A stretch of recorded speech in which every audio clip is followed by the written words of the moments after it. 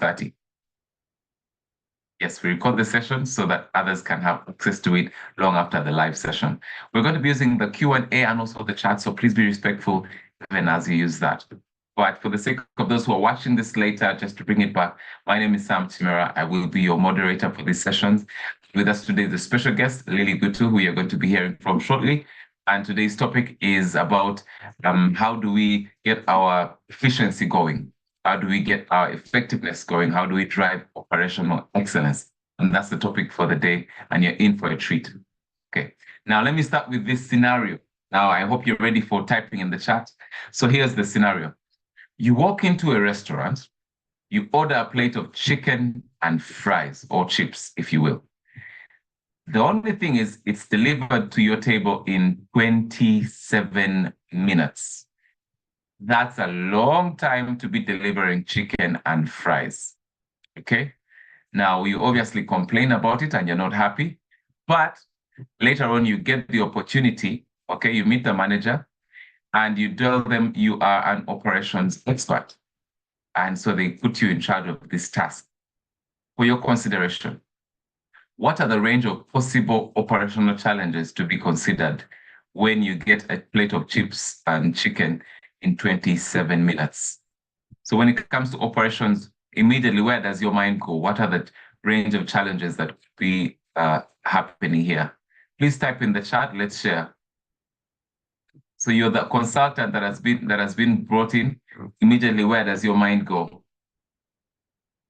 Where does your mind go? What do you need to check? What's happening behind the scenes that makes this restaurant deliver a plate of chips and chicken in 27 minutes?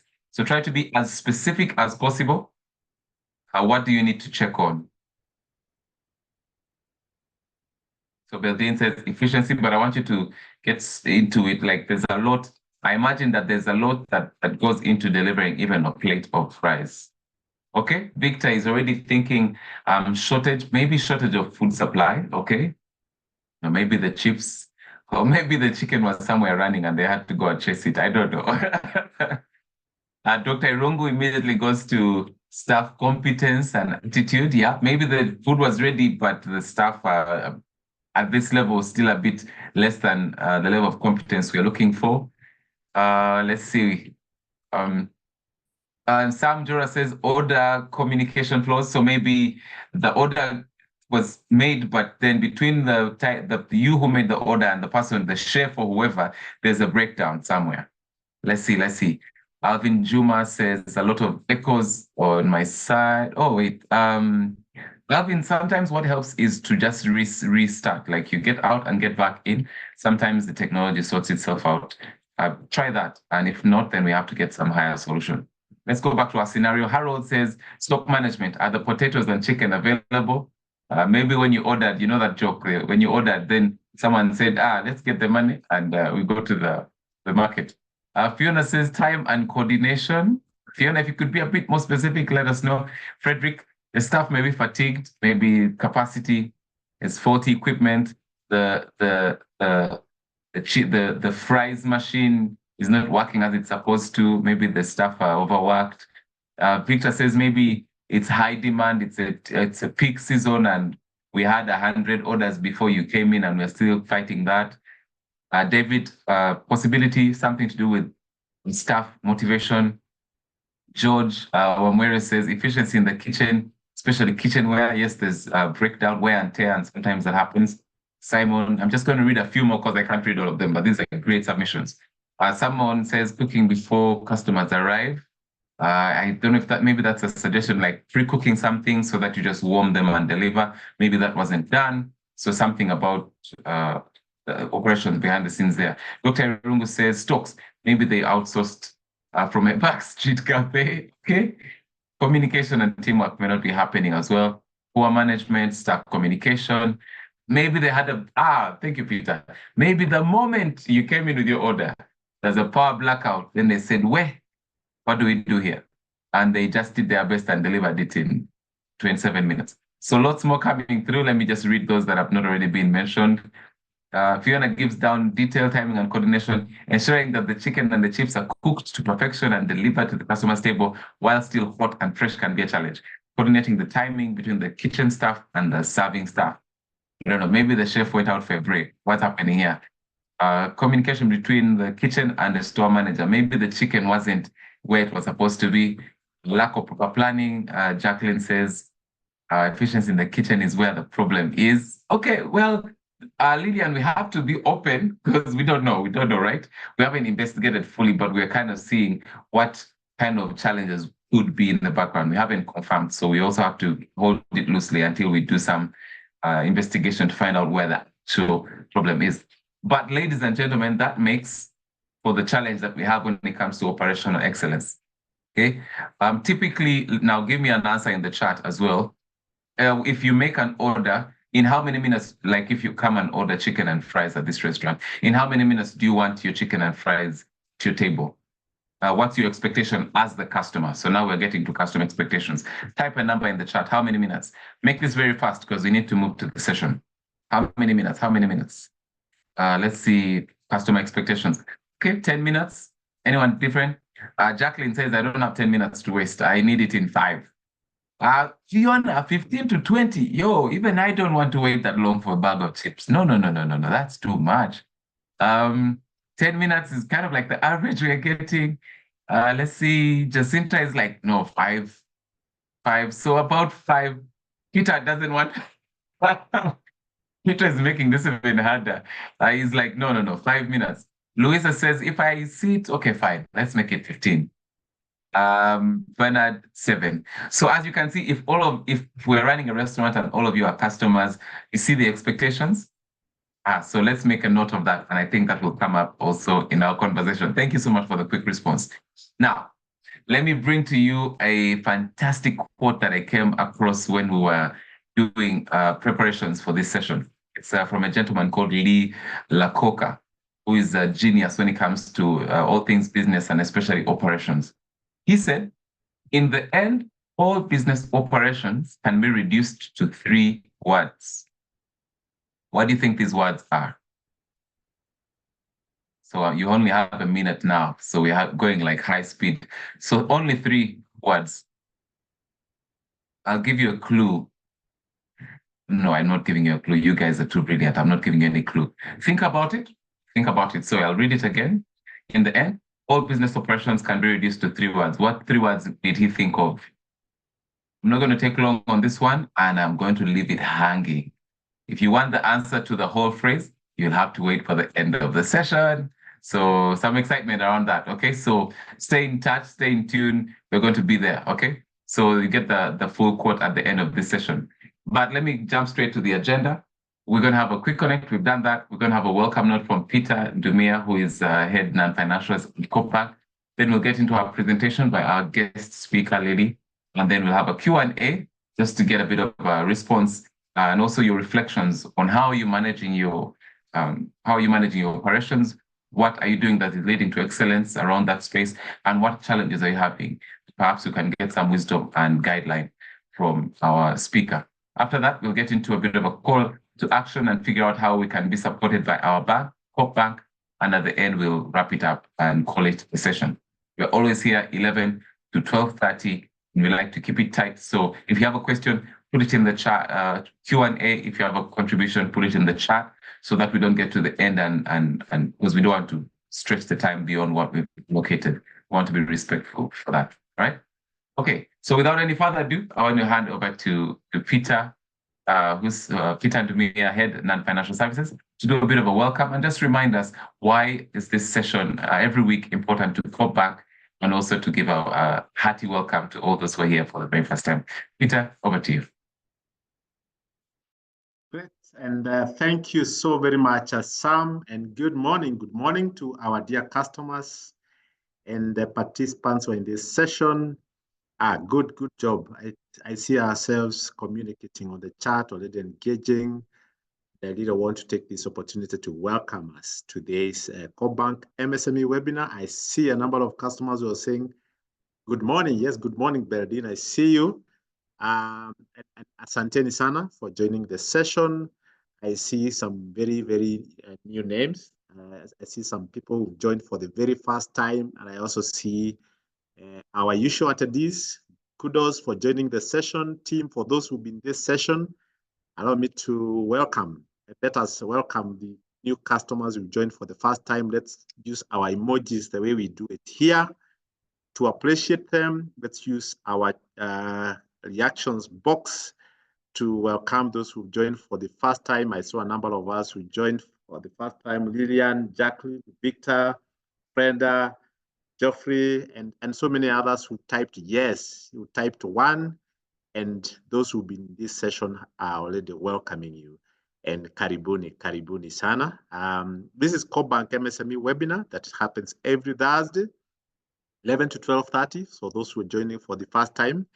And the idea behind this forum is just to ensure that we meet our business customers, entrepreneurs, or the MSMEs who are keen to learn and who wants to take their business to the next level.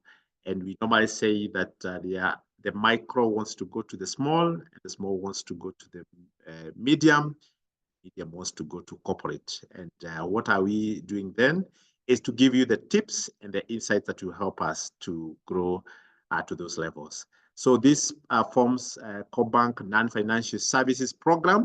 It's a program that gives a lot of training and capacity building, both physical and also through the online platforms. So we do these webinars as part of the online engagements. And for the physical meetings, we do networking forums across the country. We also do the business clinics, and we also do the international business trips.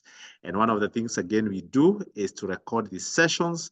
So just in case you missed our previous sessions, you can go to our website and you can click the word MSME portal, and you'll be able to get the recordings. I'm sure we'll be sharing the link that will be able to direct you to that particular platform. So thank you so much for joining the session. Today we'll be talking about operational efficiency and how we want to ensure that we excel when it comes to the operations. I see Fiona has already shared the link where we have the Knowledge Hub, and you can get the recordings. So I think for us is be keen and be ready to learn, and use our chat box and our Q&A tab down there to communicate to us. Let's engage. Let's use that particular session to learn and also to engage and also to network. And today we have very, very good speakers. We also have someone who will be talking about leasing. Leasing is new normal. It's a new thing that we are doing as a bank. And today we have experts. We have Jacinta, we have Jackson. They'll be able to take us through. And we also have Lily, who will also be taking us through the operations. And they are exciting and very knowledgeable experts who will be giving us some of the insights. So have a pen and a paper, note down, let us learn, let us get feedback.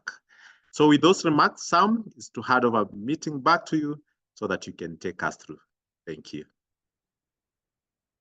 Thank you very much. Please let's round of applause for Peter and representing the team behind the scenes that makes sure that we get this session every week on time to you. Yes, a big round of applause coming to you, Peter. Please send back our love to the team and tell them we appreciate. Sure.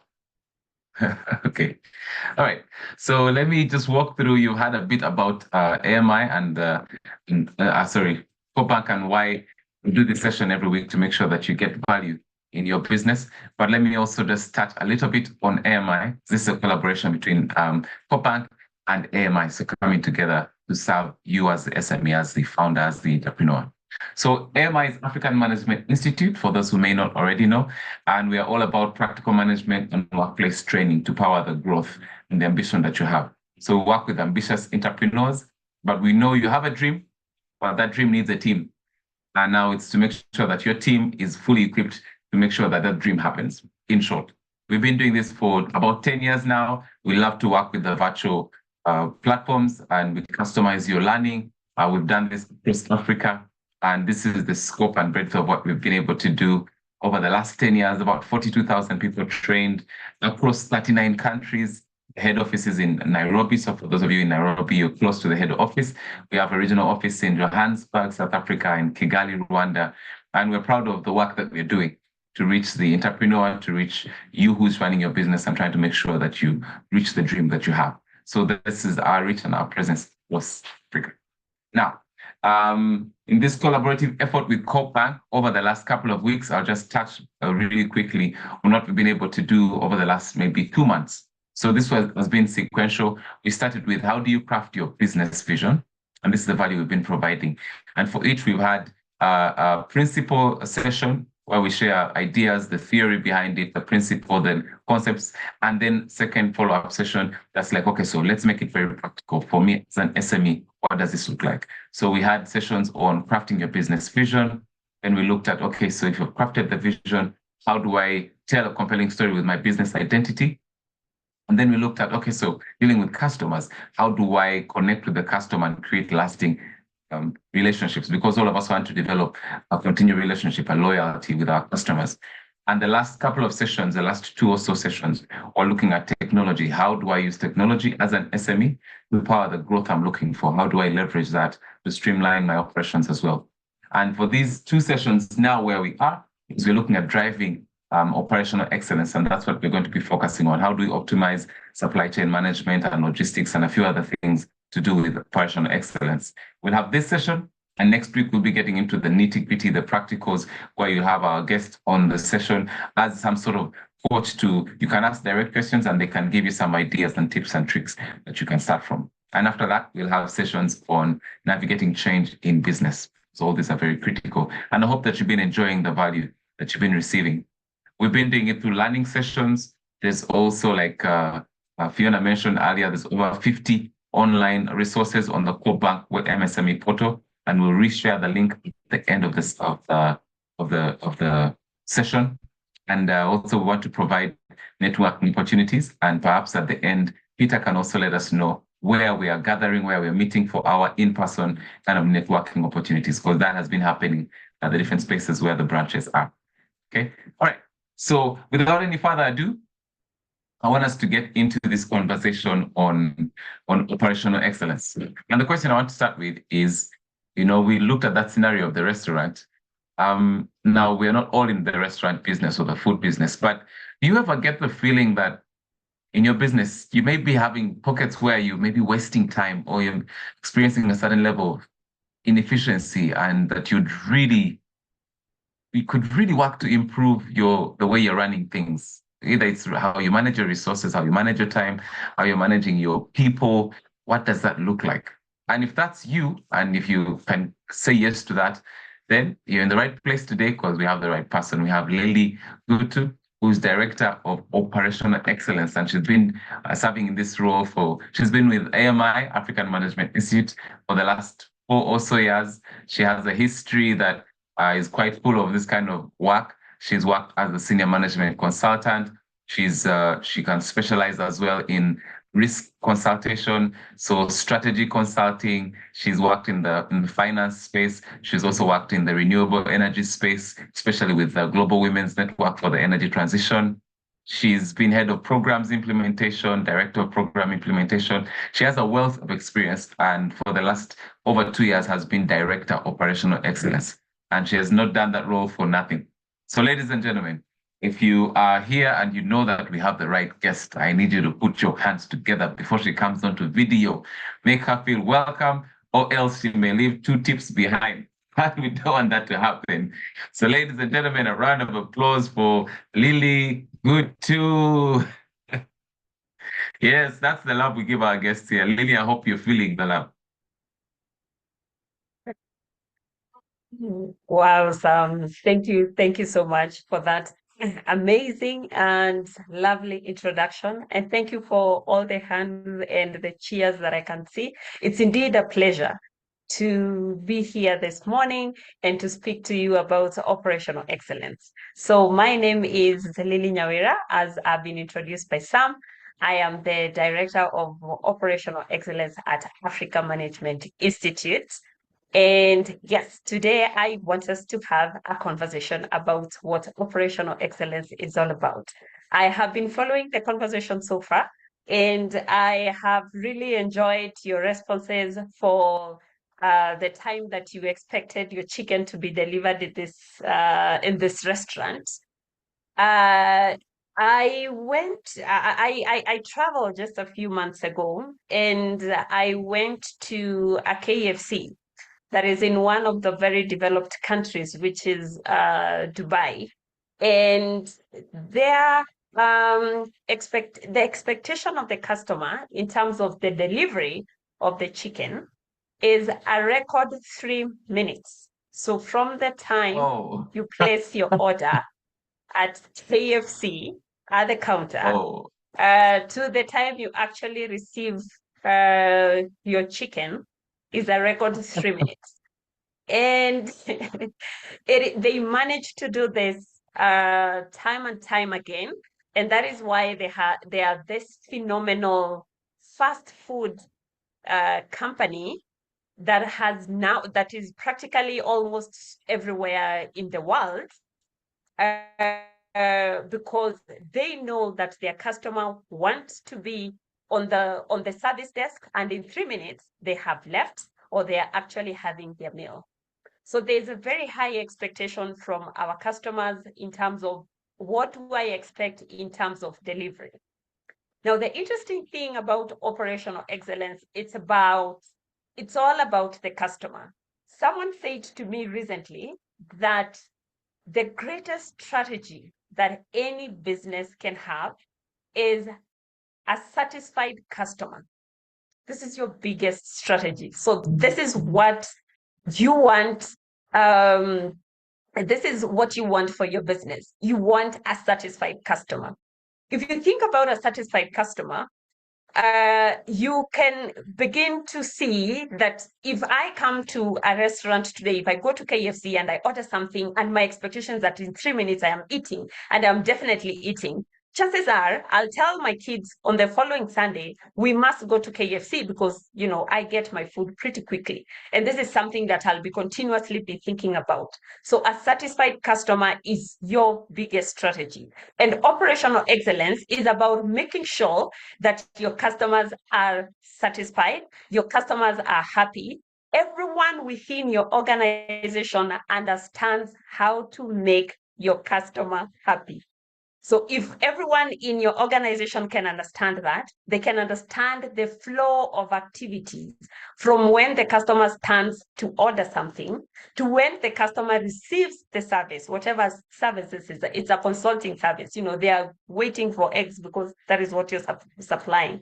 Whatever they need, if we can all understand the entire value chain of our customer from the customer perspective, then we can be able to deliver excellence. So that is what we are going to be talking about today.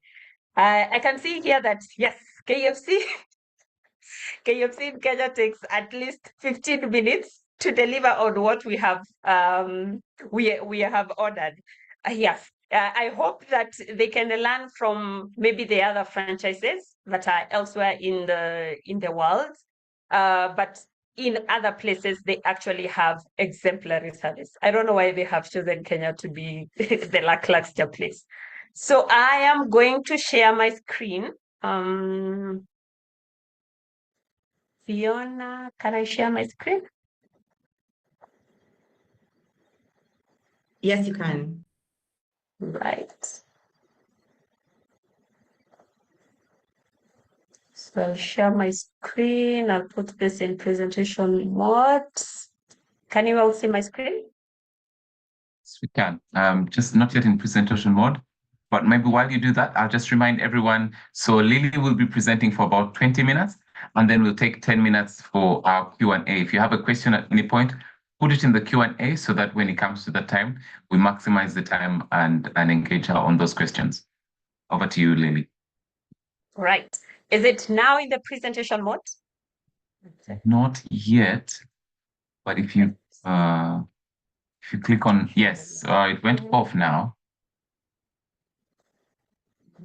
Fantastic. It will be coming up shortly. Share again. I'll share this, then I'll put it on slide mode now. Yes, that's perfect. Awesome. All right then. So Let's start with the basics of operational excellence. And what is operational excellence? I have lost my screen. Can you see my screen? Yes, we can still see your screen. Right. Sorry, technical challenges once more.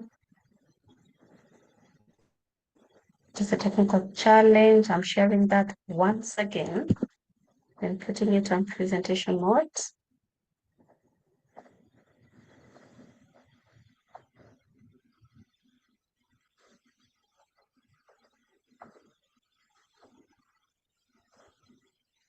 Yes, it's back now.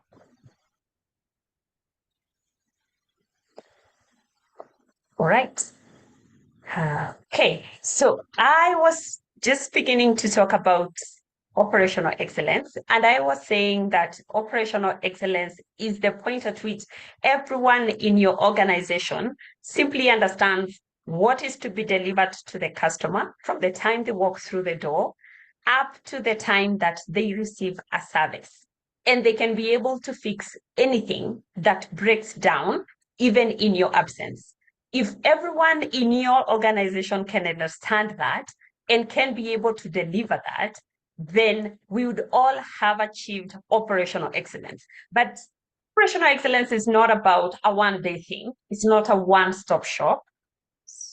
It is a continuous effort towards improvement and towards getting there and towards getting our customers happy. So this is something even at Africa Management Institute, we do on a daily basis. We strive to achieve it, and we are going to see just how we are going to be able to achieve operational excellence over time. And when we think about operations, we are not, what we are not talking about is we are not talking about the strategy, or we are not talking about markets. We are actually talking about the operations of your organization. This is what we are trying to contextualize. We are talking about all the things that need to be done for the customer to be satisfied internally. However, it doesn't mean that when we speak about operations, it doesn't mean that we are necessarily ignoring all the things to do with strategy, or we are ignoring all the things to do with, where is my market? Because if we ignore those things, then we'll have wonderful operations, but we'll have no one to sell to our product. It is just that the aspect of things like strategy and things like markets can be covered in different contexts. But in this particular context, we can specifically focus on making our operations work for us and making our operations work for our customers.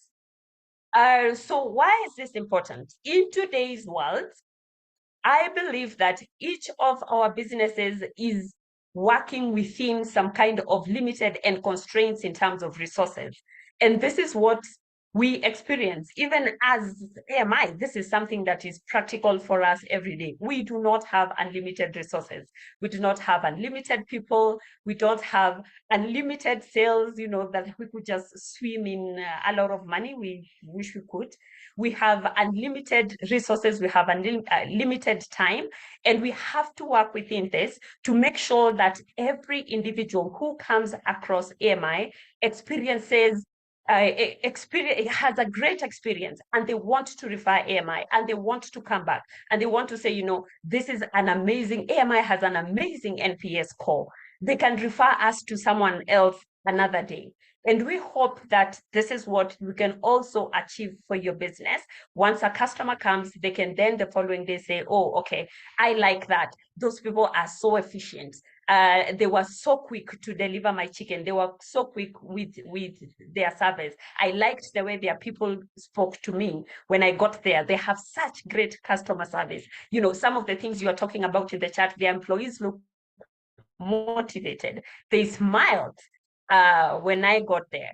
But how do we get towards achieving that operational excellence? I want to talk about some principles of operational excellence.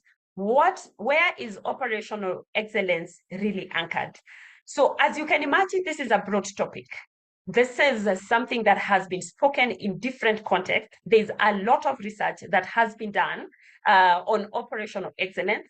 There are different contexts that have been put out there. There are studies, and what has happened is a few individuals have consolidated this information to try and define the core principles of operational excellence. It's actually called operational excellence within operational excellence principles.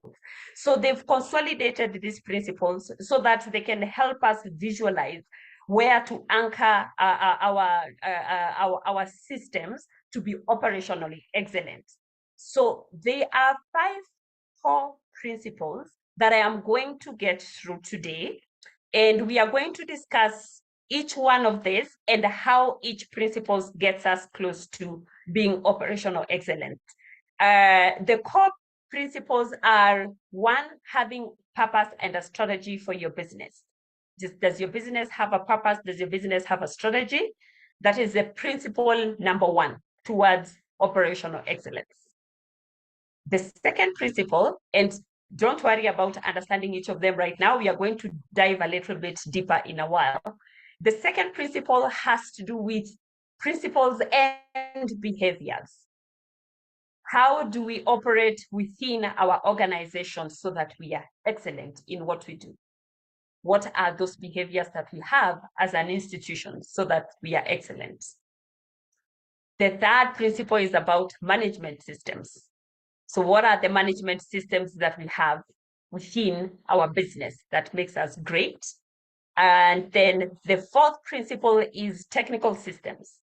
And how are these aligned to help us achieve operational excellence? And then the fifth principle is all around technology and how really we use technology for the people as opposed to the other way around. I saw a hand up, and I want to take a pause and say, yes, somebody had a hand up. Who had their hand up? Mary, yes, your hand was up. Lily, maybe we keep going, and then we'll take all the input at the end, because sometimes it's an error where someone has typed something. Got it. Okay. That's fine. Mary, if it was not an error as well, and you have a burning question, please put it in the chat, and then I will aim to respond to that as we go through the session. So then let's dive just a little bit onto what each of these principles mean for our individual businesses. So let's talk about the principle number 1. Principle number 1 is all about purpose and strategy. And I have put here this interesting picture because I want us to visualize when this light bulb comes on. When does the light bulb actually come on? When does this bulb light? What is the difference in these pictures? When does the light bulb come on? Anybody can type in the chat. When does it come on?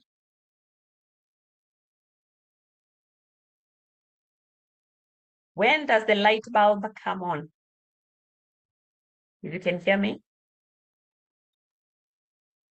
Yes, I'm also trying to answer. I feel like there's a trick question in here. Yes, we have a bulb that is very twisty in the beginning. So the cord is quite twisted. And then in the second scenario, we are now trying to really untangle the cord.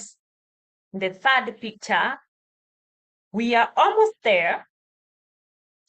And then in the fourth picture, we have untangled the cord.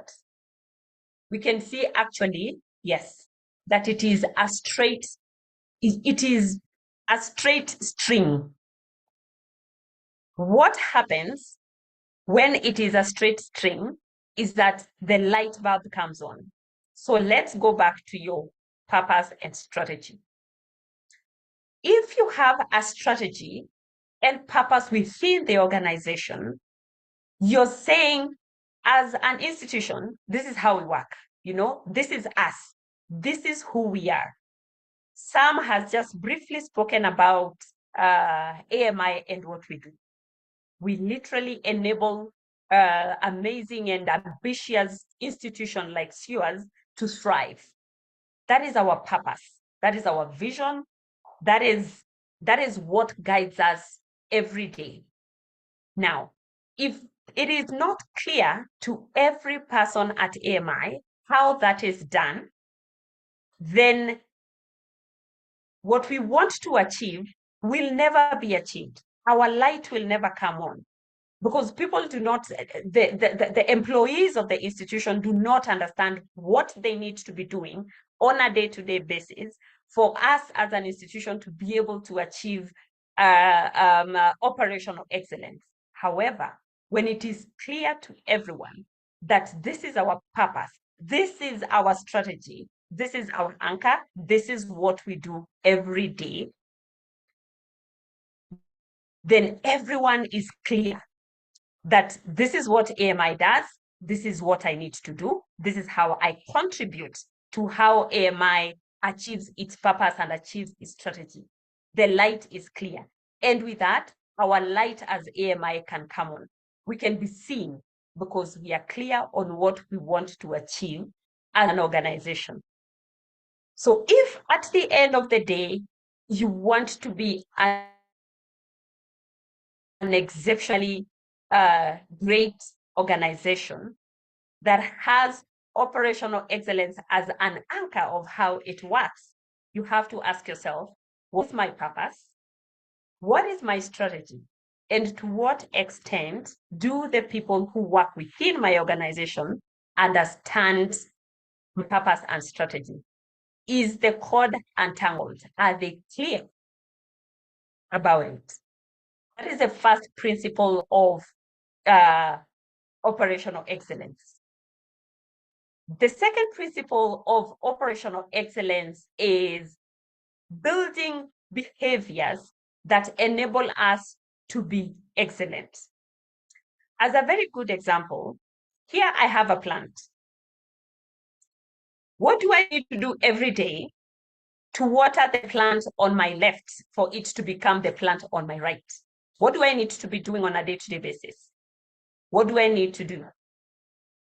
What would I need to be doing so that this plant can flourish? What do I need to do? I want to see it on the charts. What do we need to be doing for the plant to be flourishing? We need to give it light. We need to give it food. We need to give it water. Yes, we need to give it light. We need to give it water from Benson. Yes, we need to water the plant. So this is what we do every day. This is what we know we have to do on a single day. So in your organization, everybody needs to know every day what they need to be doing to be now they need to be doing on a daily basis. Let me give an example. If for example, I supply eggs, and I am a farmer, I have some chickens that I rear. They are fed by a helper, and he has of when to go to feed my chicken. One of the things that we discovered is that when you enter the feeding area with your shoes, they most of the time carry a lot of germs, and the chickens can quickly get infected. So what we introduce are clean boots that are disinfected from time to time. And when they get to where they need to feed the chicken or collect the eggs, they change into the disinfected boots before they enter the chicken house. So we've put in place a behavior of changing into clean shoes before you actually get into the chicken house to feed it or to remove any eggs. This is a behavior that we simply had to cultivate. as a very small chicken farmer.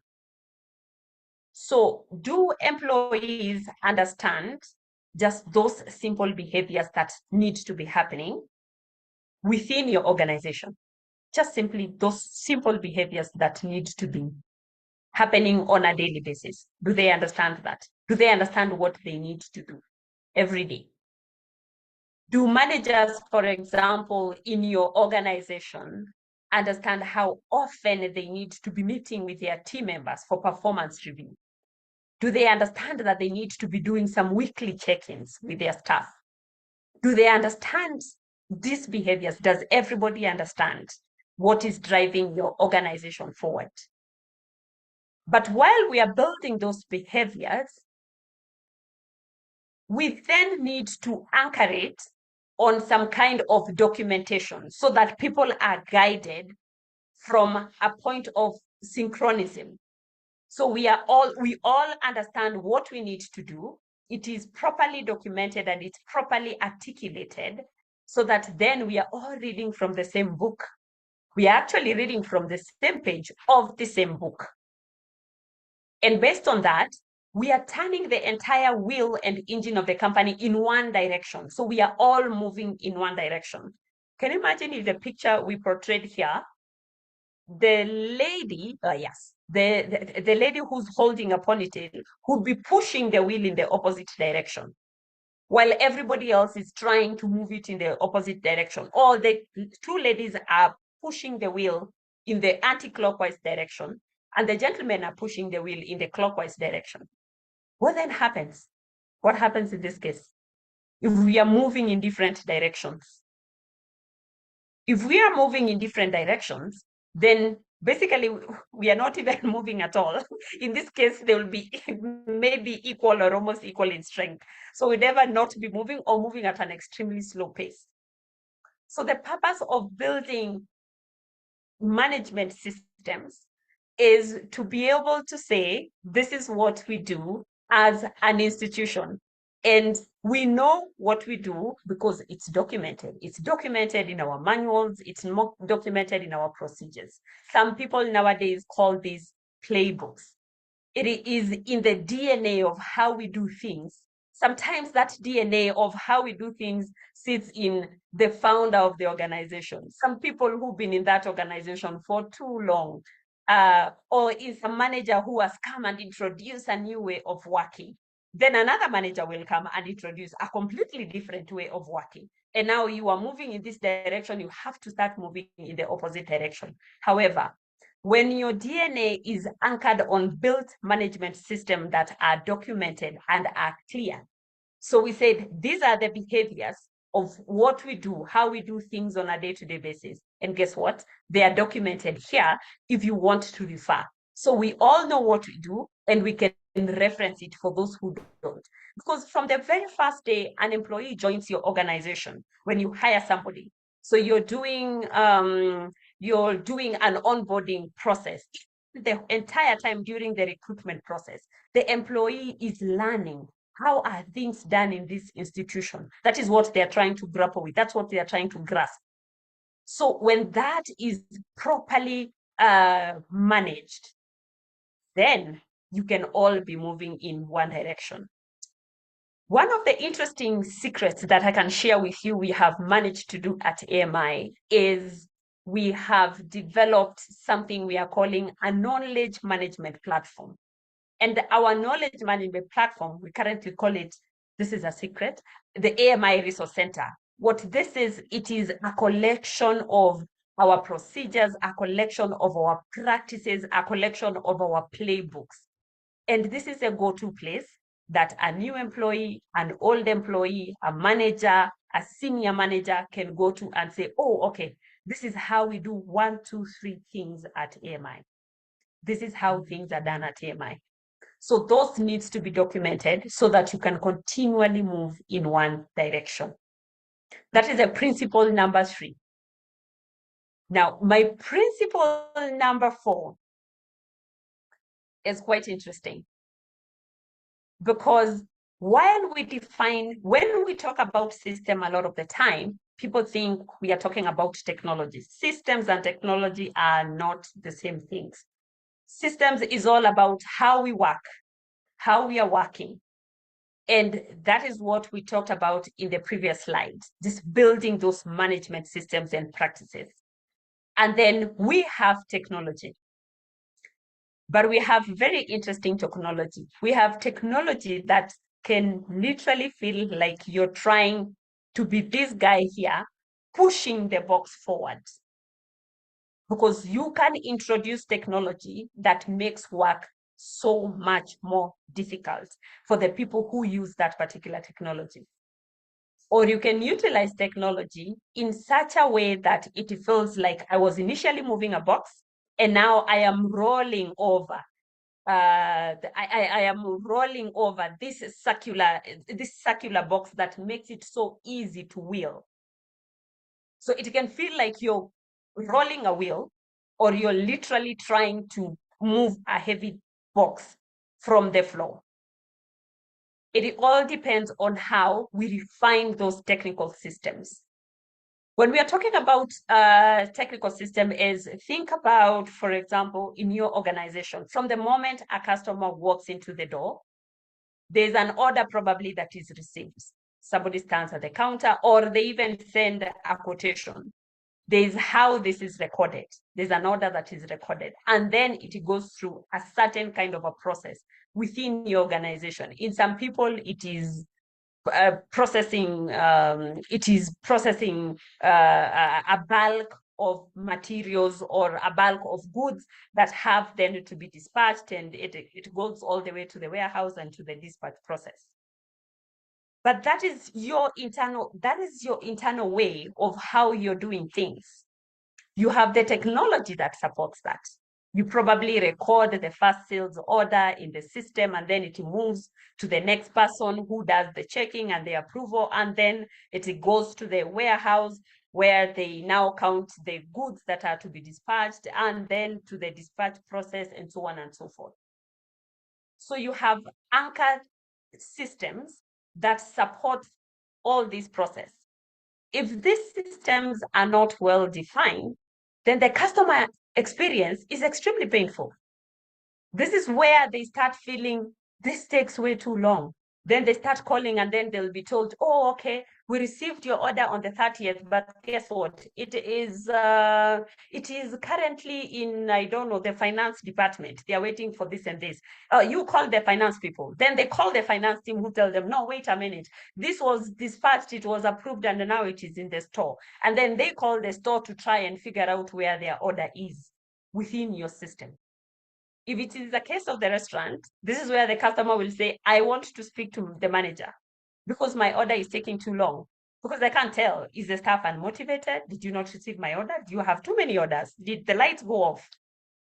So we need to be thinking of how do we refine the technical systems we have behind, so that when the customer experiences the process from the front, remember the process, the customer doesn't even know what system you have in the behind. When they experience the system from the front, they can then say, this is amazing. This is an amazing product. This is an amazing process. It was just touch and go. And I felt like it was extremely efficient. I felt that I was taken care of in good time. When you think about going to a hospital, those are the things that are running through your mind, because you want, from the time that you get to a hospital to be seen to the time that you're given medication, that time is extremely shortened. Because of your expectations, you're going there because you're unwell. It's an emergency. So you need to be attended to quickly. But we don't know all the systems that they are doing behind, bring your card and do this and do this. How is your customer experiencing your process? So thinking about those systems that support the customer from a customer experience point of view. So they feel easy from your end in terms of delivery, but for the customer, they also feel painless and smooth. So thinking about refining those systems. And then finally, before I ask an interesting question, is generating value from the technology that currently exists. This is the final principle of having an operationally excellent place for your customer and your employees as well to work. Let me give an example. Let's say today you implement an application, a time writing application, for example, within your organization. So you say, oh, okay, I don't know where people spend most of their time, and I would like for people to be a little bit more accountable in how they manage their time and how they spend their time. So I'm going to install this time tracker on everyone's laptop so I can be able to tell when people are working, when people have a little bit more of a bandwidth, and how I can utilize this resource a little bit better. And this is an amazing system. It has been tested, and you introduce it to your work. And now your expectation is like everybody starts using this so that I can start to see the numbers and where there's my inefficiency. And immediately you do that, then you realize that everybody is charging 14 hours of work. So we all work too hard. We are putting in 14 hours. Now you're faced with the problem of, oh, okay, your people are actually overworked. Do you now start paying them overtime? What is the problem with this particular model? What is the problem with this approach? Where your good intention were, I want really to understand where are people spending time within my organization? How can I be a little bit more efficient? You introduce a tested and tried system. And once you've introduced it, now you've realized that people, oh no, people work way too many hours. People are just keying in a lot of time. Now I have people working 14 hours every day. What is the actual problem with this technology that you've put in place? What would be the problem with it? What would be the problem? Let me see if we have any guess for answers. What would be the problem here? With your good intentions, try and see how people spend their time. Anyone with a guesstimate?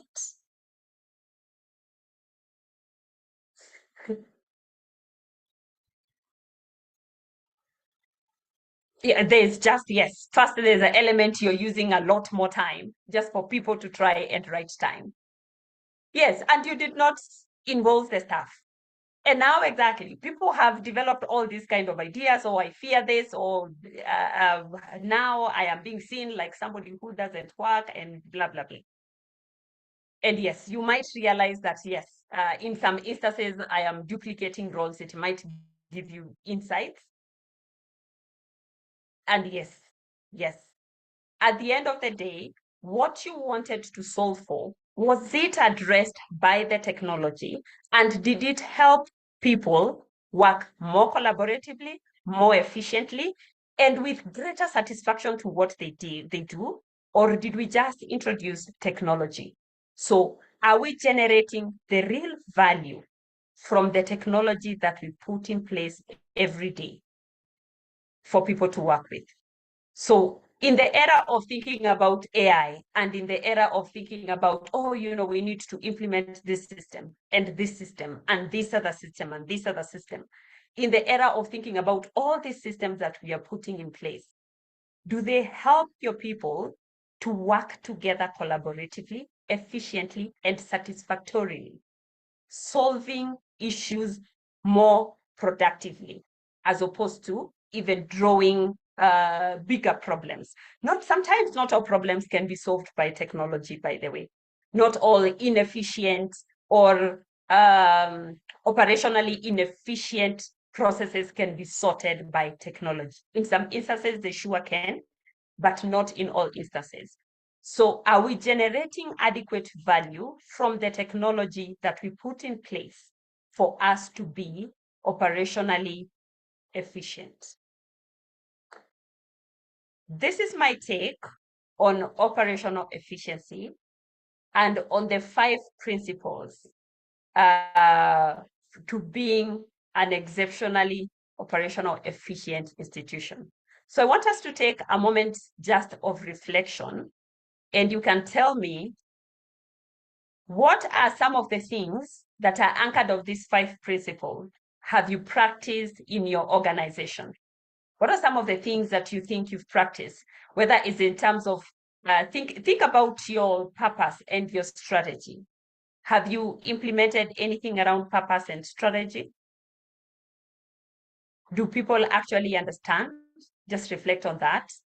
What are some of the things that you think you could improve on in terms of making sure that everybody is aligned on strategy, everybody is aligned on your purpose?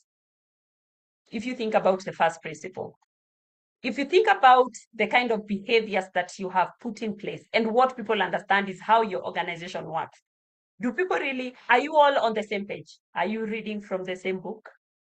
Do people really understand what we need to be doing on a daily basis?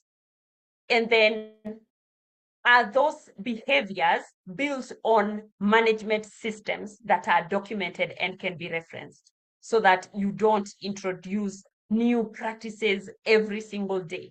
You sort of have an anchor of how we do things, and you're able to go back and reference that every once in a while. And then if you build those management systems and they are anchored on technology, have you then ensured that that technology is refined, doesn't create bottlenecks? It actually creates a more efficient system and ways of working. And finally, if you're using technology, is that technology then helping your team to be a lot more collaborative? I will stop there for the principles of operational excellence. Over to you, Sam. Fantastic. Ladies and gentlemen, help me give Lily a round of applause. That was fantastic. I've been taking some notes here. I think I really like that last point there on the question of, I think the way I phrased it, sorry, let me get on video. The way I phrased it here when I was writing was our operational intervention solving the real problem. And using technology for technology's sake does not necessarily solve the real problem. And I see that. Right, so let's take, allow me to get us into our Q&A. You have a question that you'd like to put to Lily. Let's take 5 minutes. I have a Q&A. Let's see where we are. If you have a question, specific challenge that you may be thinking about, let's think through that and share in the chat. But if you don't have a question immediately, I'm curious, what have you learned? So I know most times we do Q&A, but I was recently introduced to the idea of Q&R, where Q&R means questions and reflections. So if you have a reflection, you can share it. Let me see, James says, first do a group-generated problem tree. I think it's going down how to find the real issue, rank the felt problems from first to last, and agree which should be tackled initially. Very good. Thank you, James, for that contribution. Anyone else? What's your contribution? What have you learned from Lily's presentation? And what particular challenges are you feeling you're dealing with within your space, within your business? Just going to give it a few seconds there. And maybe while that's coming through, I'm also reflecting on how, Lily, how you started the presentation in terms of, in KFC Dubai, it is 3 minutes. and in Kenya, someone said, wait, it's about 15 minutes. I'm curious what the difference is and all these kind of questions, but let me read some of the responses. Achasubire says, my takeout is do not use technology for the sake of using technology. Let it be really, really useful. Thank you so much, Achasubire. Let's see, Harold says, engage all stakeholders before diving into new system. Explain the why, help them understand the purpose for this intervention. Thank you, though, so it's coming through. And I thank you for this submission because these help our guests to know that they're actually delivering and we're receiving what they're delivering. Elizabeth says, cold canvassing is a turn on, making me lose customers.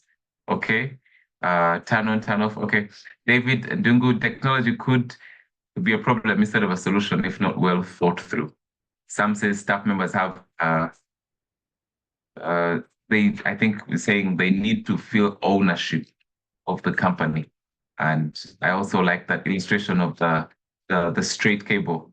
It was reminding me of how Christmas time you bring the lights out from last year and you put them on and then you switch on and then you realize they are not working. And then you painstakingly have to move bit by bit to find out where something is broken. All right. Okay, very good. Yes, Paul canvassing is the turn off. Okay, so lots brought in. Maybe if I may, let me just double check. Jacinta, in a moment, I'll be inviting you on. Question, someone is asking, Mike is asking, how do you maintain operational excellence when you have a high rate of staff turnover? Thank you for these questions. And remember, we have like just 3 or 4 minutes for these questions, so bring them through. Lily, what's your comment? How do you maintain operational excellence when you have such high rate of staff turnover and then new employees almost every month? What's your response to that?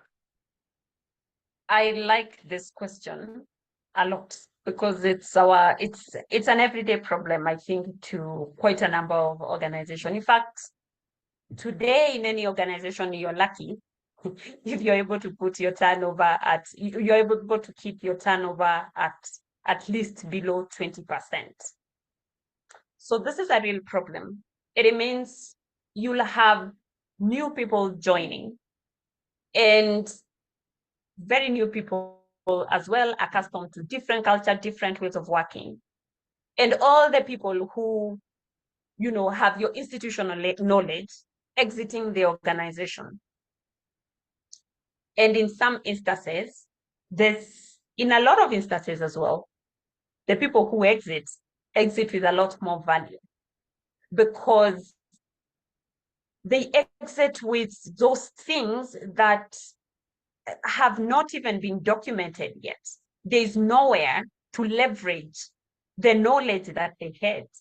There's nowhere to leverage what they have tried and tested in your organization and realize that, okay, last year we did this and it didn't work. This year we did this and it worked. So they've learned something. And then, so next year we are going to do what we did this year because it worked, or we are going to improve on what we did this year. Now, if this person leaves this year and someone new comes, chances are they'll do what was done last year or even the year before. And then they'll take additional time to learn. And now you're repeating the mistakes simply because we have not built management systems. We have not documented our ways of working, our practices, our SOPs, our playbooks, what is in our DNA. And that is the best way to deal with this issue. The best way to deal with this issue is to ask yourself, how do I retain what we have learned over the years so that I am not all the time in the mode of reinventing the wheel? That is what I don't want to do. I don't want to keep reinventing the wheel. I don't want to keep going back to the same mistakes, and the organization is too huge. There are some things that I'll just have no visibility of. How do I keep myself from doing that? I build and document management systems. I build a good management system. I make sure that I have playbooks. I make sure that every department has identified 4 core processes that drive their department. And then what do? They document this in great detail. This is how we do our sales. This is our success factor for sales. This is what we are learning about our sales methodology. And year in, year out, they keep building on that. You keep somebody accountable to make sure that that is continuously updated so that if one person leaves, we still retain at least the majority of what this person knew. That way, you can hope that then the person who learns, the person who comes can be able to learn from what has already been put in place. Very good. Now, I'm curious. Okay, well, because of time, I'm curious to place to you one particular question, and I know it's going to be the beginning of our next session where we get into the practicals of it. So you've talked a lot about, are we singing from the same hymn book? Are we pushing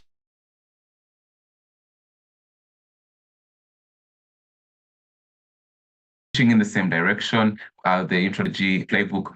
How do I evaluate myself? Is there a tool that you can, there's over 140 plus people here running businesses, small and medium and so on. If I'm getting from all of this, how do I put it together and evaluate my business? Do you have a tool that you can help us with that can help me know, okay, so this is where I am, and then figure out how to move from small to medium and medium to the next level? Yes, I am going to share a tool that you can be able to share that with the team that is here today on how they can evaluate their businesses based on these 5 core principles, and really just get to gauge where they are. And out of that, then we can be able to assess, oh, where am I as a business? And what are some of the things that I can do in the short term, in the mid-term, in the long term to get to a better place? Yes, I have a tool that I will share with you. Good. So I'm guessing we can use this tool, evaluate our businesses, and then when we come back to the next session, we can perhaps do a bit of a coaching session and just find out, okay, specific questions for my business, not a general business, but my business and how we can improve operational excellence. Am I getting that right, Absolutely. Lily? Absolutely, okay. Yes. Okay, good, fantastic. So, ladies and gentlemen, this is Lily Gutu, and Lily, I want to give you a minute also to give your parting shots. I know that you shared your email address here in case anyone wants to reach out, and you'll be with us as well next week. So just parting shots for now, and then we'll see where we start from next week with that too. All right. Thank you, Sam, and thank you so much to everyone for giving me this opportunity to speak with you. I just want to remind you that operational excellence is about putting a smile in the face of the customer.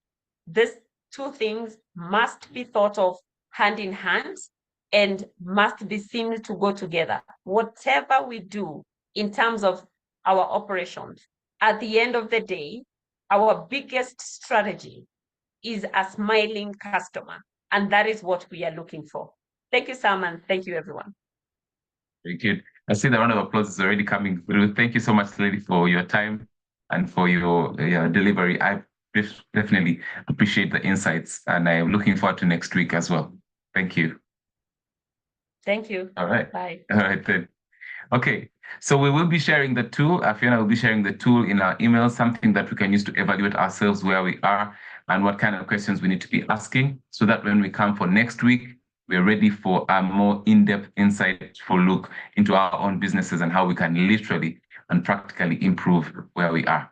Okay, so for the next few minutes, I want to invite Jacinta, who is part of the COP team. She's Jacinta Wambua, manager, part of the team that does the leasing business, just to give a short presentation on what COP Bank can help us with in line with operations and the product there. And then we'll bring our session to an end in a short while. Jacinta, welcome. Thank you for being here. And we'd like you to start off with the presentation. There you are. Please welcome Jacinta. Jacinta, you're on mute.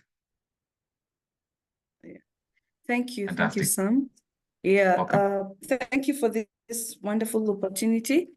We are really excited to be here and happy to be here to engage. And what a better time to be talking about operation efficiency. And I guess our conversation will start today is in how do we achieve this? And one of the best ways to do this is through what we're going to speak about. But before I continue, I'd like to introduce my colleague, Jackson Gary. I'll just give him a minute to say hi as I put up my presentation. Welcome, Jackson.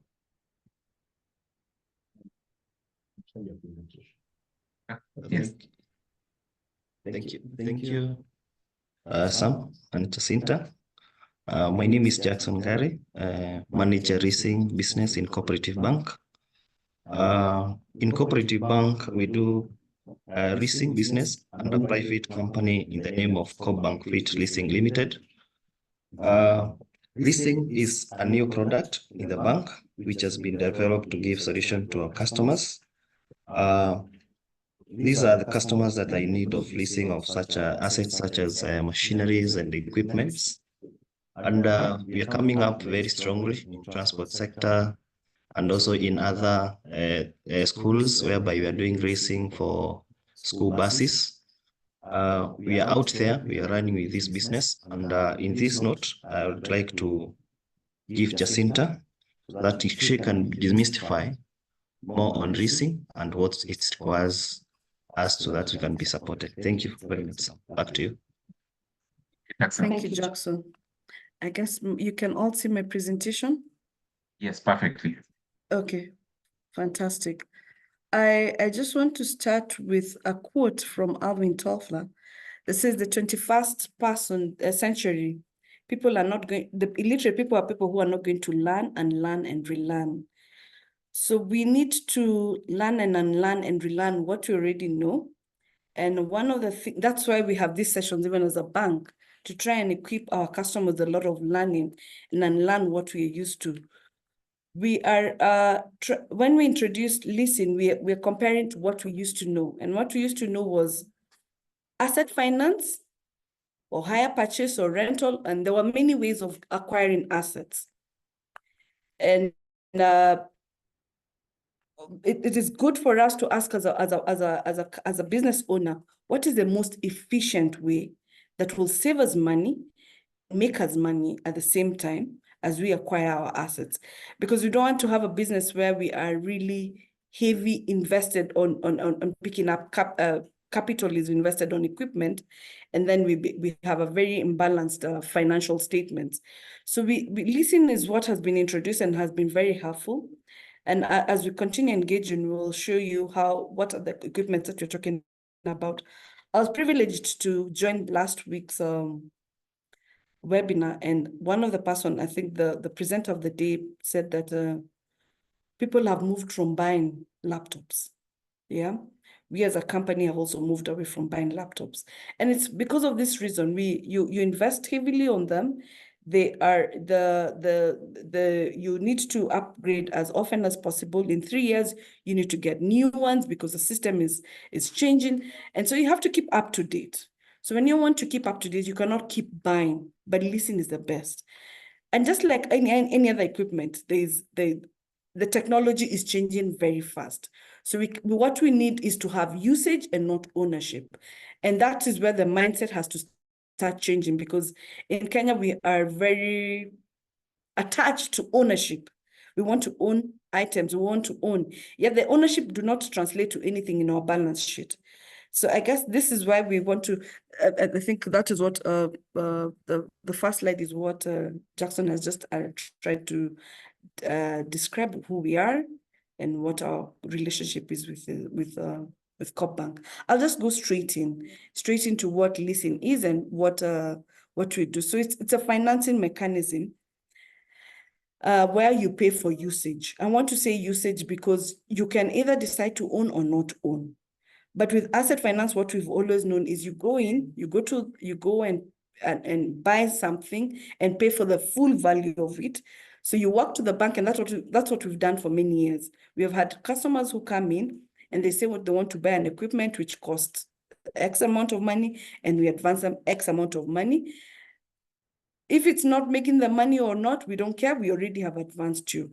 But for Listen, you will lease for a particular period of time. For example, if you have a contract, let's just say your contract, you've been asked to maybe print. You can lease the printing machines. Then you're charged only for the usage. Okay? You don't have to actually go and purchase those printers. The other thing, advantage of also doing that is that when you don't purchase, it does not become your problem.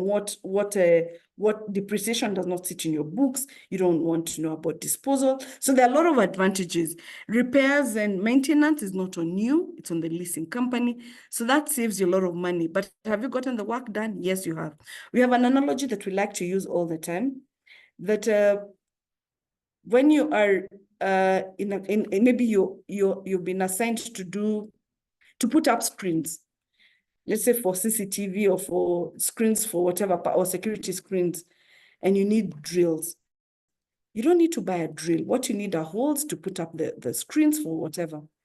So you do not need to actually buy and that's a question we need to ask ourselves. Do we always need to be the owners of drills, or we just want to get the holes on the wall? That's what leasing does. So why lease? Leasing has a lot of benefits, and one of the benefits that it's got is we talked about the cash flow. In the financial statement, cash flow can be used for operational, for investment, or for financing. We do not need to have all our cash flow tied on assets, where you find that you have spent all our capital just trying to get assets because we need them. We need them, but we can pay for usage, which makes leasing very ideal for businesses. Okay. Then there's something else. When somebody comes to get a loan to do as asset finance. So asset finance can work for you sometimes it cannot. There's something that people normally forget, and that's the total cost of ownership. When I finance you to buy that vehicle, for example, you will walk out, but immediately you walk out, that vehicle will need maintenance. Immediately it will need insurance. It will need maintenance. There'll be depreciation, and there'll be a lot of other things. There'll be downtime and accidents. Then once it's done its economic life, there'll be disposal. I might be, for example, a school owner or a logistic company, maybe a school owner. My core business is education. Once my school bus is done with its economic life, I do not have to bear the burden of disposing, because that's not my core business. All I just need is my students to arrive safely from school to home or for wherever trip they're going. That's all I care about. Okay. Then when you also lease, it's easier to do the expansion and efficiency. I was given an example of a company that does printing. If you are to buy, maybe because of your cash flow and capital investment, maybe it's very expensive. And one of the things that our previous presenter talked about is that resources are always very limited. So it's always good to allocate efficiently and use it efficiently. So if you're going to buy a lot of the printers, you might not get the work done, because there'll be other things, there'll be other costs, there'll be the printing costs, there'll be the papers, there'll be a lot of other costs that you do not see. But if you decide to lease, you can have an expansion. You can lease much more and have a bigger printing press and get the work done efficiently and fast. And that increases you the opportunity to increase your business and have your company expand in the right way. Then there's a tax benefit. Apart from claiming VAT, because when you pay for lease, it also attracts it's a service, you pay a rental charge. There's also the tax benefit where you are able to claim the rentals, and that, because it's like when you pay for rent, that sits as an expense in your financial statements. There are various end of term options, unlike where you do a purchase, but with leasing, it's very flexible. I could decide to own it. I could decide to rent it, to return it and get maybe the latest technology. So as I was telling you, like, for example, if I'm a company that is big on technology and I need to keep advancing every so often, I could have a lease for 3 years, and every 3 years I'm assured that my computers are changed and we're up to date, and we'll never have to deal with obsolescence, and we leverage on technology always, because I don't own them. Yeah. Then there's the issue where I can also do a secondary lease. I can say the vehicles have served me very well, and I can do a secondary lease, which becomes very cheap, much more cheaper than your primary lease. What are the things that we can, and who are the people who can lease? So I'm talking to the people in MSME, customers, people in transporting, in supermarkets, in hospitals. I'm talking to farmers, people in manufacturing, hospitality. I'm talking to school owners. Basically, people who are running businesses like yourselves are eligible for leasing. What can we lease currently? We can lease vehicles, we can lease tractors, we can lease yellow goods for constructions, we can lease equipment, office automation. Maybe this is something that a lot of people have to do, because it's capital intensive to automate offices. You can lease your copiers, and you can lease your computer machines. Hospitals, you can lease your equipment, because we know these machines are very heavy on capital. You can also lease your dairy equipment, your refrigeration equipment, your security equipment. So all these things you can equip. The other thing, because it is a leasing company that takes care of procurement, they will get you the fit for purpose equipment. So you'll not have equipment that you bought and you have no warranties or support. So whatever you buy, you will not have dead stock. You know, where you go to somebody's company and you find they bought something, it didn't work, and they have a loan. So it's such a headache. That will not happen, because a leasing company will buy you something that should be able to work, because you're only able to pay for it when it's working. I guess that's it. And I want to just get to the question and reflection moment. That's what we've learned today. And hear what you have to say as we introduce this and discuss this further next week. Thank you. Yeah, very good. Thank you. Please help me appreciate Jacinta. Please help me appreciate Jacinta. So as we have had, there's lots that CoopBank can help us with in terms of our leasing needs. And today we didn't have enough time to jump into all the content. But what we're going to do, like we've mentioned, for the effectiveness of these sessions, we're having them in pairs. So today has been a bit of the introductory. Session. And next week we'll jump into fully in detail. So in terms of the coaching preparation that we can get from our guest, but also from the CoopBank side. So we'll do the questions and reflections and also any other queries you may have around the leasing aspect for your business next week, all right? So it's 12:30. Allow us about 5 minutes to wrap it up. I want us to take a minute also to take a poll. So we'd like to review these sessions and find out, are they serving you well? How can we serve you even better? So I want you to take a minute, kindly respond very quickly, help us, give us some feedback on, did the facilitator seem knowledgeable, prepared, and communicate effectively? Were you able to get value from that? The interaction in the session, how applicable these tools and activities are for you, and what solutions would you like to engage a lot more when it comes to CoopBank? So I'm just going to give it a minute also. Yes, I see the responses are coming through. Thank you so much for that. If you have not started giving your response, please respond to the poll. And then after that, we're going to I'm going to share with you, I promised at the start of the session that I would share a link to over the 70 plus sessions that we've had in the past. So we'll be getting that shortly after this poll.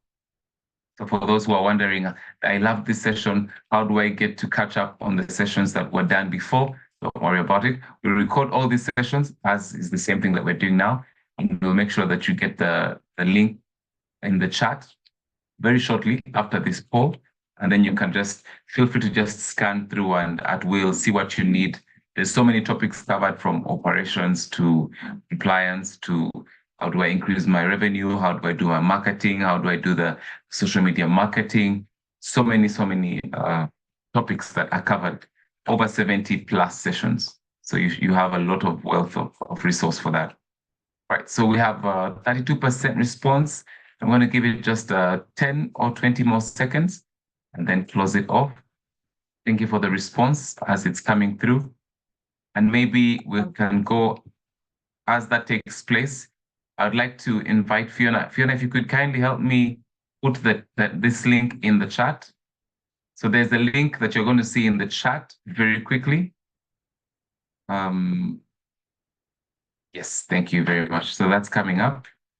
We'll see a link in the chat and you can see. Yes, there's a link in the chat. Kindly purpose to do the same on filing VAT. Yes, we've done a session on that. Actually, you'll have a session because I know last year, especially KRA was very resolved towards pushing to a certain ambitious figure for tax collection. And it's important for us to know, what does compliance look like? What are the penalties in case we get into trouble? We had a whole session on that. Again, very helpful resources from our friends at KRA and also at AMI and CoopBank. Okay. If you have specifics, or if you want to list, like Bernard wants to list a small car from CoopBank, we're going to come back next week. So I'm going to give you the contacts so that you can reach out for that. But also, if you have further questions, you can you can come back to next week and we'll have a full breakdown. What do you want to lease? What questions? What are the criteria? We'll have that in depth next week. Okay. Thank you very much. Yes, you can reach out to Jacinta. Jacinta.wambua, her email is in the chat. For Bernard who wants to list something and you already know what you want. So no need to wait for next week. You can do it immediately. Now, in wrapping up, I want to remind you, this session is a collaboration between CoPank and AMI, and the person that helps to run everything behind the scenes. Essentially, our ops manager, our operations manager is Fiona Maina. She's the marketing project coordinator, and she runs everything behind the scenes. If you want to reach out, you have ideas on how we can improve this session for you, please reach out. Okay, that said, I did also start with a quote. We're talking operations. And I wanted to find out, before we finish, this is like your exam, you get to finish the exam. In the end, all business operations can be reduced to 3 words. Do you know what those 3 words were? This is the last tiny exercise we're doing. So type it in the chat. What are the key words here? All business operations can be reduced to 3 words. I'll give you an idea. They all start with the letter P. P. So what are those 3 words that can summarize everything to do with business operations? Let's see what you have. Jacinta.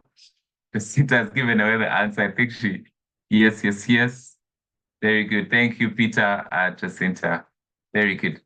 So it's true. The 3 things that summarize business operations, it can be reduced to people, product, and profits. And that's by Lee Koza. Right. So thank you for that. And that brings us to the end of today. Next week, we'll be looking at a practical coaching session from our guest, and we'll be looking at part 2 of driving operational efficiency. Next steps, we're going to send a tool that you can use to evaluate where you are. And at the end of that, you'll know what questions to bring into. And when you send it back to Fiona, then our guest can come on and just do some evaluation with you and talk through some practical coaching aspects for your business. Right. Otherwise, thank you so much. And if you want to reach out to CoPank, we have our WhatsApp line, we have contact center numbers, we have our telephone number, email. There's many ways to reach out. If you have a challenge, don't hesitate. But if you also already have your contact number for the branch manager or your relationship manager, please reach out to them, let them know how they can serve you better, and they'll get the answers that you need. Right? Other than that, I want to say a big thank you to CoPank, a big thank you to AMI for these sessions every week. We're here 11 to 12:30, and we like to finish with a word of prayer. Allow me to say that prayer. Let's pray. Father, we thank you so much for this session. We thank you for everything that we have learned. We thank you for everyone who has come, they've been in attendance. Thank you for our guests and all the learning that happens and all the businesses that we're able to run as a result of these sessions and the value that we're getting. We thank you, and we pray that, Lord, you would bless the works of our hands. And I pray that, Lord, would experience great success in everything that we do. In Jesus' name we pray. And everybody said, amen. Please type a quick amen in the chat. Thank you. See you next week, and God bless.